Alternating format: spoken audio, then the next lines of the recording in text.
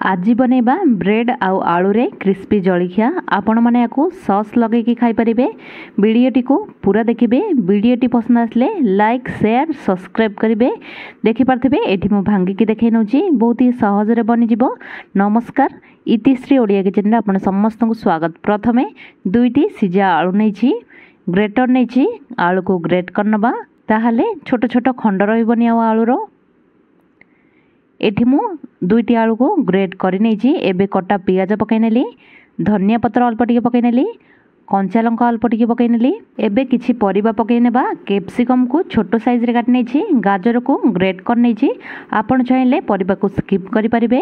अदा रसुन पेस्ट पकईनेली, स्वाद अनुसार लूण पकईनेली, कंचा लंका पकईथिले ताकू देखिकी लाल मिर्ची पाउडर पकईनेली, जीरा पाउडर अल्प टिके पकईनेली, गरम मसला हाफ चमच पकईनेली, गोलमरिच गुंड हाफ चमच पकईनेली, चाट मसला पकईनेली हाफ चमच। मिसई नबा। आउ टिके चटपटा लागिबा पई आपण एथिरे लेंबू रस भी पकई परिबे। सब को भलसे हाथ रे मिसई नबा। एठी भलसे मिसई नेछि, आकु साइड रे रख दितिबा। एबे 4 पीस व्हाइट ब्रेड नेछि। आलू मसला जो बनैथिले एथिरे ब्रेड ऊपरे रखिनबा।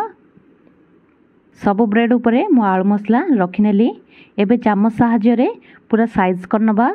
देखि पारथिबे गोटे ब्रेड रे मु जेमिति लगै नेली सब ब्रेड रे भी मु सेमिति लगै नेली। एबे छुरी सहाय्य रे आपण आपणकर मन पसंदर शेप देई परिबे। एठी मु क्रॉस शेप रे काटि नउछि।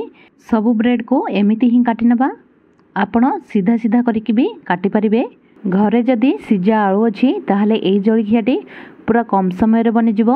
देखि पारथिबे सब ब्रेड को मु काटि नैछि, प्लेट रे रखिनेली, आकु साइड रे रखि दिदिबा। एबे गोटे मैदार पेस्ट बनै नबा। 3 चमच मैदा पकैनेली, कॉर्नफ्लोर 1.5 चमच पकैनेली, अल्प टिके लूण पकैनेली, अल्प टिके पानी देकी पूरा चिकन करिकी फेंटी नबा जेमिति गोटे भी लम्स रहिबनी। एटी देखि पारथिबे मैदार पेस्ट बनि गला। आकु साइड रे रखि दिदिबा। एई जळखिया पई ब्रेड क्रम्स दरकार, सेथि पई जार नैछि। 4टी ब्रेड को खंड करिकी पकैनेली। एबे चिकन करिकी ग्राइंडिंग कर नैछि। एठी हमरो ब्रेड क्रम्स रेडी हे गला।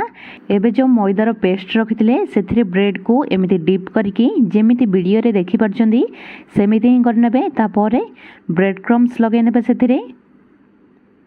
एमिति करिकी सब ब्रेड को रेडी करि नबा। एटी सब ब्रेड को रेडी कर नेछि, प्लेट रे रखि नेछि। चलंतु फ्राई करि नबा। फ्राई पैन बसे नेछि, तेल पकै नेली। तेल गरम होई साला परे ब्रेड को पकै नबा। गैस रो फ्लेम को मीडियम रे रखिकी गोल्डन ब्राउन कलर हैला पर्यंत एपट सेपट करिकी फ्राई करि नबा। एठी किछि समय परे गोटे साइड फ्राई हे जाइछि, आ गोटे साइड को उल्टै नबा। आउ किछि समय फ्राई हेबा को देबा। आपण माने याको टमाटो केचप सहित नले ग्रीन चिली सॉस सहित लगे की खाई परिबे। बहुत ही टेस्टी एंड क्रिस्पी लागि थाए। एठी आउ किछि समय परे दुई साइड जाको फ्राई हे जाइछि। एबे प्लेट को काढी नबा। देखि पारथबे केते सुंदर लागुछि। बाकी सब ब्रेड को एथिरे पकै नेबा। गोल्डन ब्राउन कलर हैला पर्यंत फ्राई करि नबा। आपण मानको जदि मो रेसिपी गुडी को भल लागुथबो ताहाले वीडियोटी को लाइक शेयर सब्सक्राइब करिवे। पाखरे थिबा बेल आइकन को प्रेस करि नेबे, ताहाले सब नुआ वीडियो रो नोटिफिकेशन आपण माने प्रथमे पाई परिबे। एठी देखि पारथिबे किछि समय परे एठी हमरो गोल्डन ब्राउन कलर आसी जाइछि। दुई साइड जाको फ्राई हे जाइछि। एबे प्लेट को काढी नबा। एठी मु ग्रीन चिली सॉस सहित सर्व कर नेछि। आपण भी घरे गोटे थर निश्चित बनातु। आज रो वीडियोटी केमिति लागिला कमेंट द्वारा निश्चित जणेबे। पुणी देखा हबो आ गोटे नुआ वीडियो रे। रहुछि, धन्यवाद।